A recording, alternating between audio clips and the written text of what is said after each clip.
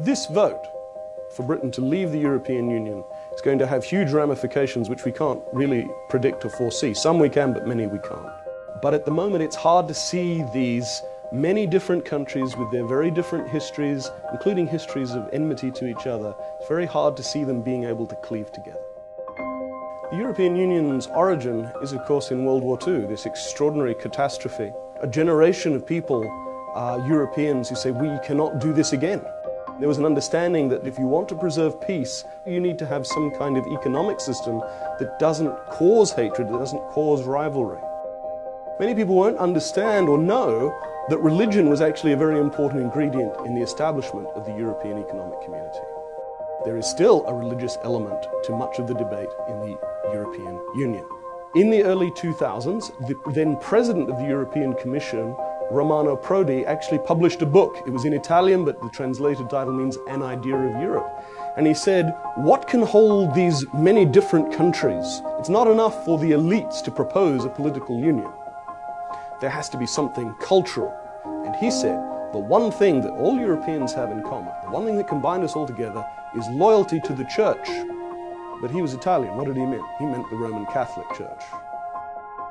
That's the story of people trying to make Europe into a powerhouse and yet failing again and again.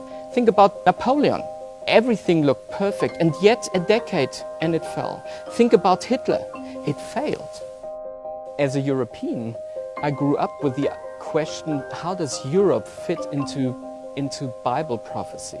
Daniel chapter 2, the king has a dream, Nebuchadnezzar has a dream, and in that dream he sees a huge statue, a beautiful statue. Different metals are used to indicate different kingdoms. He starts off as the head, the golden head, Babylon, Medo-Persia, the Greek Empire, and then finally the strength of the Roman Empire.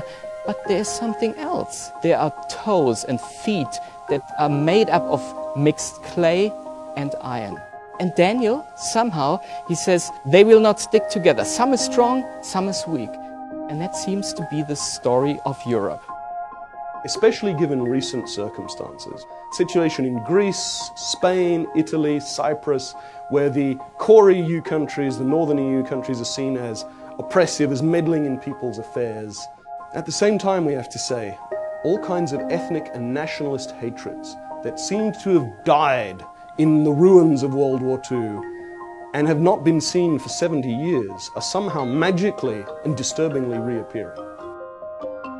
So given all these strains that are on the European Union, for one of the three biggest economies, the chief contributor to a common defense and foreign policy, to leave, this is just going to create a vacuum at the heart.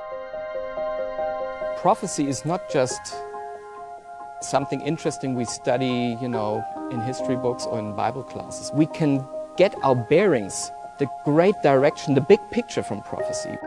Scripture tells us that there will not be another united Europe. It will be weak and strong, and we can see that. But that's not where the story ends. Daniel chapter 2 doesn't end with a statue and the feet of mixed clay and iron. There's a rock. It's small at first, but that rock smashes the entire statue. That little rock that becomes a huge rock is Jesus Christ, a new kingdom, God's kingdom.